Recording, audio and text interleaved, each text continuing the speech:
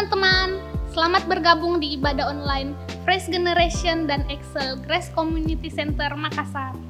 Mari kita siapkan hati untuk memuji Tuhan, mendengarkan firman Tuhan, dan memberikan persembahan yang terbaik untuk Tuhan. Jika teman-teman merasa terberkati dari ibadah kami, teman-teman bisa like video ini dan subscribe channel Grace Community Center, dan jangan lupa loncengnya ya untuk mendapatkan updatean terbaru dari kami. Jika teman-teman juga membutuhkan dukungan doa dan konseling, teman-teman bisa menghubungi nomor WhatsApp yang tertera di layar, atau kalian juga bisa DM di akun Instagram Fresh Gen GCC dan Excel GCC. Selamat beribadah, Tuhan Yesus memberkati. Shalom, selamat hari Minggu teman-teman. Saya percaya dimanapun kalian berada, kita tetap semua sukacita, amin. Mari kita siapkan hati kita. Sebelum kita memulai ibadah kita, mari kita satu dalam doa. Tuhan Yesus, terima kasih Tuhan untuk kasih karunia-Mu, untuk kasih setia-Mu dalam hidup kami Tuhan. Bapa, sebentar lagi kami akan memuji Tuhan, kami akan menyembah nama-Mu Tuhan. Biar Engkau yang hadir Tuhan, Engkau tahu Tuhan setiap hati kami yang rindu dan haus akan Engkau Tuhan. Biar Tuhan Engkau yang memenuhi setiap kami dengan hadirat-Mu Tuhan. Kami serahkan ibadah kami ke dalam tangan-Mu Tuhan. Biar Tuhan Engkau yang berbicara pada setiap kami Yesus. Dalam nama-Mu kami berdoa dan ucap syukur, haleluya, amin.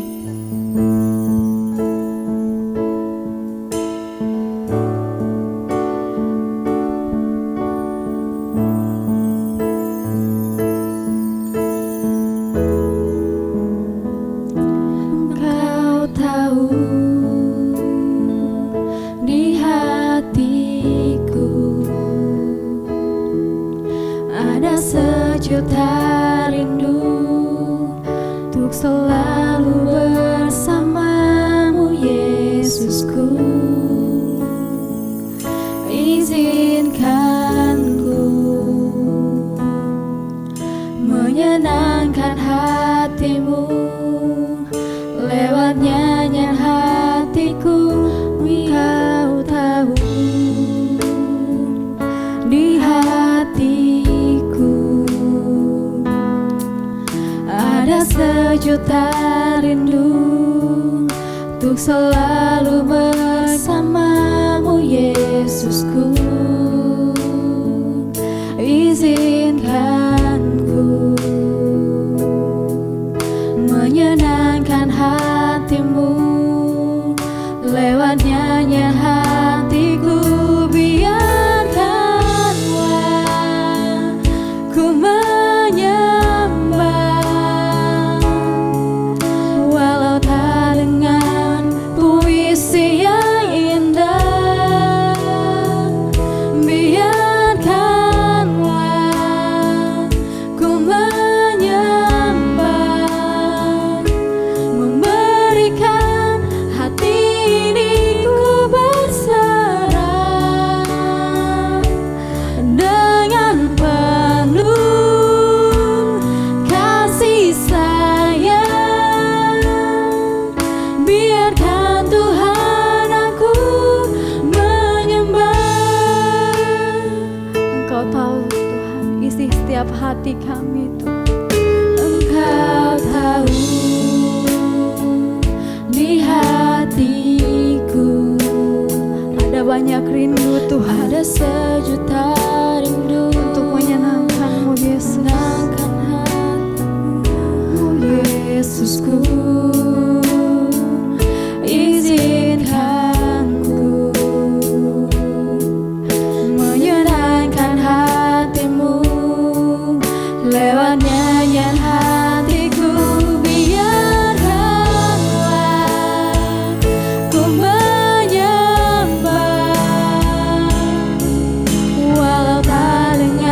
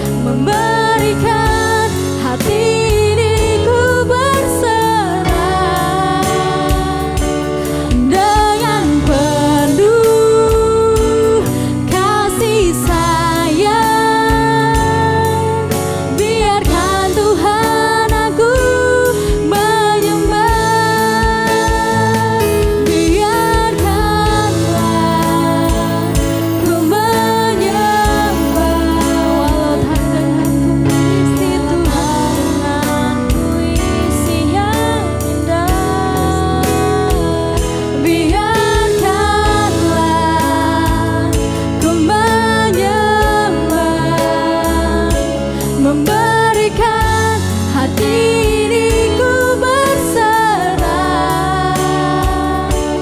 dengan penuh kasih sayang. Biarkan Tuhan aku menyembah. Kau mendengar seruan hati kami Tuhan. Engkau tahu di hatiku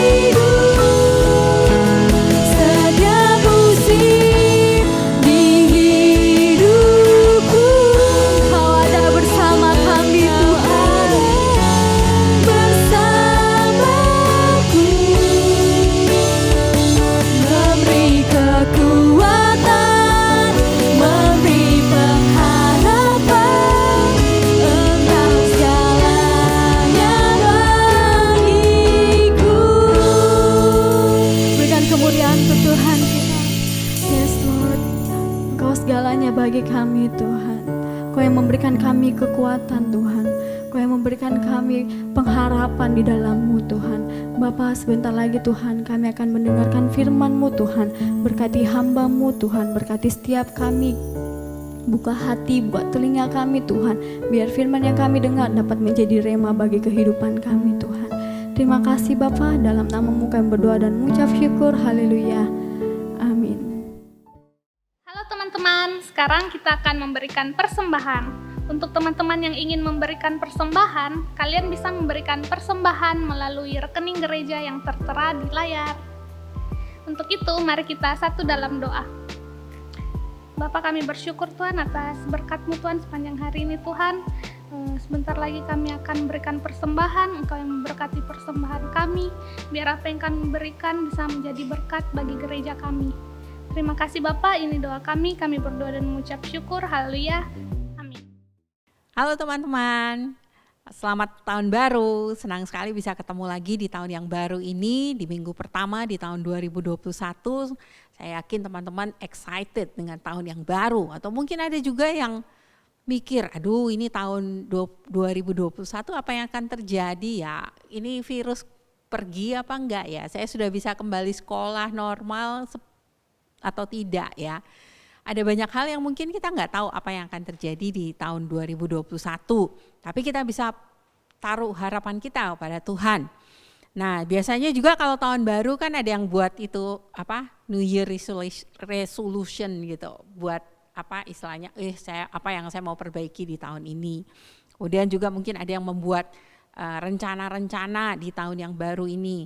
Mungkin ada teman-teman yang tadinya kelas 3 SMP, waduh Juli nanti sudah harus masuk SMA, ada yang mungkin masuk kuliah, ada mungkin yang kemarin sudah lulus kuliah dan lagi cari kerja, lagi bertanya-tanya kira-kira saya bisa dapat pekerjaan seperti apa enggak ini di tahun yang baru ini. Nah, tapi kita makanya mau bahas satu hal yang penting untuk kita dalam kehidupan kita di tahun yang baru ini. Kita mau belajar bagaimana kira-kira mengetahui kehendak Tuhan dalam kehidupan kita. Bagaimana kita mengetahui tuntunan Tuhan pada waktu kita mau mengambil keputusan penting. Sebagai anak Tuhan kan kita kepengen menyenangkan hati Tuhan. Kita kadang pengen tahu Tuhan apa yang jadi kehendak-Mu dalam kehidupan saya. Apa yang harus saya lakukan. Nah makanya kita mau belajar hari ini sama-sama tentang bagaimana Tuhan memimpin kita, bagaimana Tuhan menuntun kita dalam kehidupan kita. Yang pertama, kita mau baca dulu sama-sama di Yeremia pasal 29 ayat 11. Saya bacakan ya. Sebab aku ini mengetahui rancangan-rancangan apa yang ada padaku mengenai kamu. Demikianlah firman Tuhan. Yaitu rancangan damai sejahtera dan bukan rancangan kecelakaan, untuk memberikan kepadamu hari depan yang penuh harapan. Nah, ini ada janji Tuhan buat kita bahwa Tuhan mau memberikan kita hari depan yang penuh harapan. Waktu Nabi Yeremia menyampaikan nubuatan ini kepada bangsa Israel, saat itu bangsa Israel mereka sedang ada di tanah pembuangan. Mereka sedang dibuang di negeri Babel oleh Raja Nebukadnezar dan mereka sedang bertanya-tanya, ini apa yang harus kami lakukan di pembuangan ini? Keadaan tidak baik, keadaan tidak menyenangkan, tapi apa yang harus kami lakukan? Dan waktu itu Yeremia menyampaikan sebuah nubuatan, dan salah satu nubuatan itu adalah berisi janji ini. Tuhan berkata bahwa aku ini mengetahui rancangan-rancangan yang ada padaku mengenai kamu, yaitu rancangan damai sejahtera dan hari depan yang penuh harapan. Jadi kita bisa percaya berpegang pada janji Tuhan bahwa apapun situasi kita, apapun kondisi kehidupan kita, kita bisa percaya bahwa Tuhan punya rencana buat saya. Kita bisa berpegang pada janji Tuhan bahwa Tuhan punya rancangan yang luar biasa, rancangan yang indah buat saya. Mungkin walaupun sekarang saat ini kita nggak melihatnya, tapi kita bisa percaya bahwa ada yang akhirnya akan baik. Pada akhirnya Tuhan punya rancangan yang luar biasa buat saya. Tuhan punya rencana yang indah buat saya. Nah, bagaimana kita bisa yakin bahwa Tuhan sedang menuntun kita untuk melakukan sesuatu? Kita baca sama-sama lagi di Yohanes pasal 10 ayat 3 sampai 4. Untuk Dia penjaga membuka pintu dan domba-domba mendengarkan suaranya. Dan ia memanggil domba-dombanya masing-masing menurut namanya dan menuntunnya keluar. Jika semua dombanya telah dibawanya keluar, ia berjalan di depan mereka dan domba-domba itu mengikuti dia karena mereka mengenal suaranya. Nah, di Yohanes pasal 10 ini Tuhan Yesus sedang mengajar dalam sebuah perumpamaan dan Tuhan mengatakan bahwa dia adalah gembala buat kita. Nah, dan kita sebagai anak-anak Tuhan itu adalah domba-domba. Dan dikatakan yang di sini bahwa domba Tuhan itu sebagai gembala mengenal setiap dombanya, bahkan namanya dia kenal. Nah, kalau dia kenal nama berarti dia tahu sifat kita, dia tahu karakter kita, dia tahu kemampuan kita, dia tahu talenta yang kita miliki, dia tahu persis bagaimana kondisi kita sebagai domba. Nah, tapi bagaimana cara Tuhan menuntun kita sebagai domba? Mungkin waktu Tuhan Yesus mengajar di zaman itu, bangsa Israel adalah bangsa yang mereka familiar, mereka kenal dengan situasi gembala itu waktu tuntun domba gimana caranya. Mereka familiar dengan kondisi itu. Tapi kita yang di zaman modern mungkin nggak punya gambaran gimana sih domba dipimpin sama gembala, gimana sih gembala itu nuntun domba-dombanya. Nah, untuk membuka kita bisa ngerti bagaimana, saya kasih lihat sebuah gambar. Nah, di gambar ini kalian lihat mungkin agak nggak terlalu jelas, tapi ada satu orang yang berdiri di depan dan itulah yang gembala. Dan domba-domba itu ngikuti di belakang. Jadi domba-domba itu ngikutinya bergerombol, bukan seperti satu baris kayak tentara barisannya rapi, enggak, mereka jalan gitu ngikuti gembala, tapi gembalanya di depan. Jadi gembala itu waktu nuntun dombanya enggak pernah pakai paksaan gitu, dia enggak pakai cambuk, ayo jalan gitu, ayo ini. Dia enggak juga pakai mendorong dari belakang, gembala itu jalan di depan. Dan domba ini cuma ngikuti dengan suara, dengar suara gembala, dia kenal suara gembala. Jadi kita bisa yakin satu hal bahwa kita itu sebenarnya kenal suara Tuhan. Kita itu sebenarnya tahu waktu Tuhan sedang menuntun kita. Tuhan itu menuntun kita bisa punya keyakinan bahwa saya tahu suara Tuhan. Nah, jadi jangan pernah ragu gimana ya, saya mau mendengar suara Tuhan. Oh, saya mesti ikut seminar dulu. Oh, saya mesti belajar Alkitab siang dan malam baru saya kenal suara Tuhan. Enggak, sebenarnya kita itu kenal suaranya Tuhan. Karena dikatakan domba itu mengenal suaranya. Suara pencuri itu malah dia enggak akan ngikuti, dia lari kalau ada suara yang. Nah, jadi kita yang perlu belajar, ini belajar mengenali suara Tuhan. Nah, makanya bagaimana sih caranya Tuhan bicara? Apa Tuhan akan panggil kita misalnya, Rina, dengarlah, gitu kira-kira dengan suara yang kita bisa dengar dengan telinga. Nah, kita coba baca lagi di Roma pasal 8 ayat 16. Saya akan bacakan dari versi firman Allah yang hidup. Karena jauh di dalam lubuk hati kita, Roh-Nya yang kudus berbicara kepada kita dan menyatakan bahwa kita benar-benar anak Allah. Jadi dikatakan di sini jauh dalam lubuk hati kita. Berarti Roh Kudus berbicara kepada kita. Roh Kudus itu bukan berbicara kepada kita dengan suara yang seperti didengar telinga. Ya, mungkin dalam beberapa situasi bisa saja itu terjadi. Tapi kebanyakan sebenarnya itu Roh Kudus nuntun dari dalam gitu. Ada istilahnya waktu kita pertama kali bertobat, kita terima Tuhan Yesus dan kita tahu bahwa kita adalah orang percaya, itu enggak perlu istilahnya ada surat perjanjian yang dikeluarkan bahwa jadi kita yakin bahwa kita Kristen. Enggak, kita tahu bahwa saya sekarang sudah jadi orang Kristen, saya sekarang sudah jadi anak Tuhan. Roh Kudus yang ada dalam kita. Jadi kalau mau jujur, kadang sebenarnya ya, contoh, waktu kita mulai hubungan dengan seseorang, contoh yang paling jelas lah, pacar gitu. Sebenarnya dalam hati kita tahu, ada suara Tuhan udah bilang, itu bukan orang yang tepat untuk kamu, bukan ini orangnya, lepas aja, jangan lanjutkan lagi hubungan. Tapi kadang kita yang suka ngeyel gitu, kita yang maksain, karena kita punya kehendak, karena kita yang sudah suka, kita maksain. Dan akhirnya waktu tidak berjalan baik, akhirnya kita harus mengalami apa? Patah hati, kita kecewa. Kita habis itu sudah kecewa nyalahin Tuhan lagi. Padahal Tuhan udah ngomong, kalau mau jujur ya, kita ngerti dalam hati kita, not the guy gitu, not the woman, not girl gitu. Tapi kita yang tetap ngotot. Nah, makanya belajar, kalau kita mau istilahnya belajar jujur gitu. Kalau sudah Roh Kudus kasih tuntunan, Roh Kudus sudah kasih alert, sudah kasih kita apa ya, seperti rasa gak damai sejahtera atau merasa bahwa ada sesuatu yang tidak tepat gitu. Ya sudah, jangan kita lanjutkan. Masalahnya itu bukan masalah Tuhan tidak mau bicara kepada kita. Masalahnya adalah waktu Tuhan berbicara kita mau taat atau tidak. Itu pertanyaan besarnya. Kita mau taat atau tidak gitu loh. Dan kita mau jujur enggak? Kalau Tuhan sudah nyatakan sesuatu, belajar untuk taat. Nah, dan waktu kita belajar taat dengan satu hal, di hal berikutnya Tuhan akan tunjukkan lagi. Karena waktu Tuhan menuntun kita, Tuhan itu menuntun kita langkah demi langkah. Nah, kita baca lagi di Mazmur pasal 23 ayat 3 ya. Ia menyegarkan jiwaku, ia menuntun aku di jalan yang benar oleh karena namanya. Nah, Mazmur ini ditulis oleh Daud, Mazmur 23 tentang Tuhan adalah gembalaku.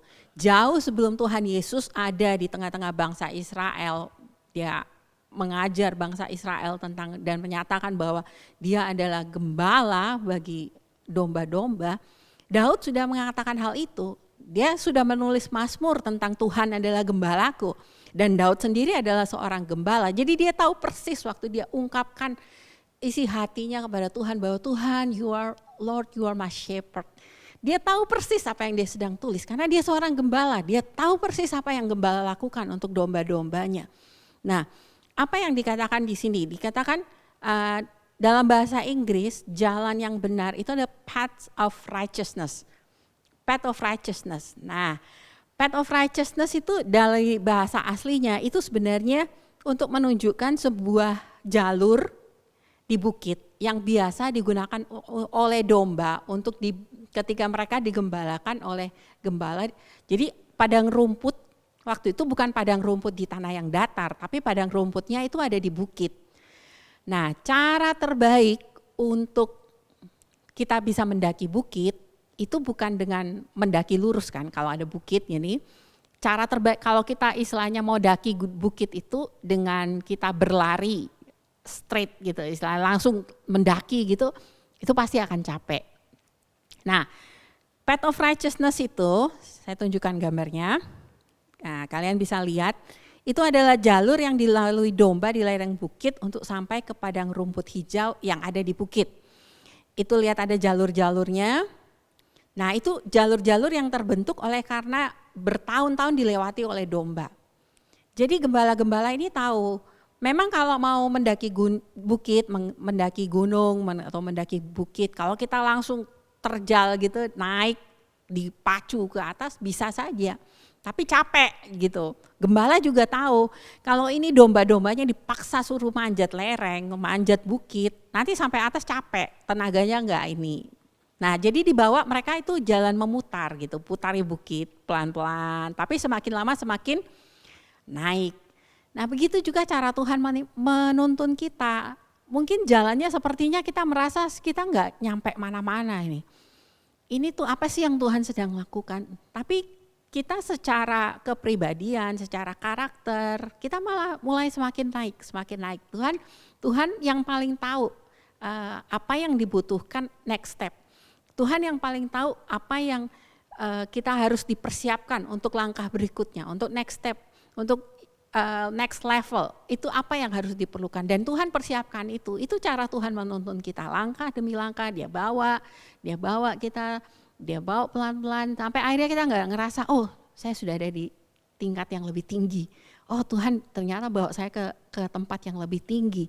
Dan di situ Tuhan sudah sediakan berkat, Tuhan bukakan pintu-pintu yang tidak pernah saya sangka sebelumnya. Nah, kalau kita pikir seperti itu, masa sih Tuhan tuntun langkah demi langkah? Nah, kita coba lihat ya satu cerita di seorang nabi, pengalaman seorang nabi dengan Tuhan gitu. Waktu Tuhan menuntun dia melakukan sesuatu. Kita lihat kisahnya dari Nabi Samuel. Satu kali waktu itu Nabi Samuel dia sudah kesel dengan Raja Saul. Dia pikir Raja Saul ini akan jadi raja yang baik buat bangsa Israel. Tapi ternyata Saul mengecewakan. Saul tidak taat sama Tuhan. Dia bahkan melakukan hal-hal yang membuat Tuhan marah kepada dia. Dan akhirnya satu kali Tuhan suruh Samuel mengurapi raja yang baru untuk menggantikan Saul. Apa yang Tuhan katakan kepada Samuel waktu itu? Kita baca di 1 Samuel 16 ayat 3. Kemudian undanglah Isai ke upacara pengorbanan itu. Lalu aku akan memberitahukan kepadamu apa yang harus kau perbuat. Urapilah bagiku orang yang akan kusebut kepadamu. Jadi Tuhan ini suruh Samuel ke rumahnya Isai. Pergi sana ke rumahnya Isai. Ada raja baru yang harus kamu urapi. Tapi perintah Tuhan gak sampein namanya siapa itu Tuhan gak sebutin. Tuhan cuma bilang akan kusebut kepadamu. Bahkan sampai semua anak Isai 77 udah ada semua sudah ketemu sama Samuel, nggak ada satupun di antara mereka yang waktu itu Tuhan sebut namanya. Akhirnya sampai si Samuel nanya, ini sudah semua ini anakmu atau masih ada lagi anakmu yang lain? Nah baru Isai ingat, oh iya ada satu masih di padang pengembalaan, Daud. Nah panggil dulu sini, baru kita nanti duduk makan. Setelah Daud datang, baru Tuhan bilang kepada Samuel, ini orangnya. Nah, jadi istilahnya Tuhan juga kepada Samuel kadang beri kepada nabinya waktu dia menuntun step by step gitu. Kalau andaikan Samuel nggak pergi ke rumahnya Isai, dia nggak akan pernah tahu siapa yang harus dia urapi. Tapi karena dia taat, dia pergi ke rumahnya Isai. Bahkan waktu pertama dia lihat Eliab yang anak pertama, oh ini nih rajanya, sudah ini yang Tuhan pilih. Tapi ternyata bukan. Jadi dia diam lagi, dia tunggu yang mana Tuhan, yang mana. Mungkin anak kedua datang, ini Mikah Tuhan. Yang ketiga datang, ini Mikah Tuhan. Sudah semua ini anakmu.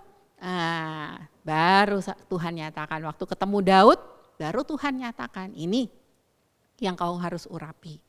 Nah makanya teman-teman, kita harus di tahun yang baru ini kita bisa punya keyakinan bahwa Tuhan mau menuntun kita. Tuhan pasti akan menunjukkan apa yang harus kita lakukan. Asal waktu kita mau bertindak, Tuhan pasti akan memberikan damai sejahtera kalau memang itu hal yang Tuhan ingin kita lakukan. Makanya belajar untuk semakin baca firman Tuhan, doa, semakin mengandalkan Tuhan gitu. Akhirnya pasti akan baik. Taat saja melakukan apa yang Tuhan minta dan Tuhan akan tunjukkan langkah selanjutnya. Nah, kita mungkin gak akan tahu apa yang akan terjadi di tahun 2021. Kita mungkin tidak tahu bagaimana harus mengambil keputusan penting dalam hidup kita. Tapi satu hal yang kita tahu pasti bahwa Tuhan adalah gembala kita. Dan dia sebagai gembala itu bukan cuma mau menuntun kita. Ada banyak hal lain yang Tuhan lakukan sebagai gembala kita. Nah, tapi next time teman-teman, khotbah lain kali, khotbah berikutnya. Makanya teman-teman yang belum subscribe, boleh tekan tombol subscribe-nya untuk subscribe di channel YouTube Grace Community Center supaya teman-teman bisa semakin dikuatkan, dibangun imannya dan semakin bertumbuh di dalam Tuhan, ya. Teman-teman yang butuh pelayanan doa boleh hubungi kami lewat media sosial, ya. Nah, jangan ragu-ragu atau mau leave komen juga boleh, silahkan. Ya, itu tadi sekilas iklan ya teman-teman. Nah, pastikan teman-teman semua bersandar pada tuntunan Tuhan dan kita akan menjalani tahun ini bersama Tuhan. Tuhan memberkati. Mari kita berdoa. Bapak, terima kasih bahwa Engkau adalah gembala yang baik bagi kami Tuhan. Bahwa Engkau selalu menuntun langkah kehidupan kami. Engkau akan membawa kami semakin naik Tuhan. Engkau akan menunjukkan apa yang harus kami lakukan. Karena itu Tuhan, biar kami serahkan seluruh kehidupan kami Tuhan. Dan sepanjang tahun 2021 tahun yang baru ini Tuhan, kami serahkan ke dalam tangan-Mu. Kami mau berserah sepenuhnya kepadamu Tuhan. Biar Engkau kiranya yang menuntun setiap langkah kami. Engkau yang menunjukkan jalan yang harus kami lakukan. Saat ini Tuhan kami berdoa berkati setiap anak-anak-Mu yang sedang menonton saat ini Tuhan. Berkati keluarganya, berkati pekerjaannya, berkati studinya Tuhan. Biar kiranya Engkau yang membuat berhasil setiap apa yang mereka kerjakan. Dan Tuhan kiranya juga Engkau mencurahkan anugerah-Mu Tuhan dalam kehidupan mereka. Anugerah untuk melakukan apa yang Engkau kehendaki dalam kehidupan mereka. Engkau anugerah-Mu yang akan membuat mereka berhasil Tuhan dalam apa yang mereka kerjakan. Dan kiranya Engkau menghadapkan wajah-Mu kepadanya dan memberikan shalom, damai sejahtera bagi kehidupan mereka. Terima kasih Bapa. Dalam nama anak-Mu Yesus Kristus kami berdoa dan mengucap syukur. Amin.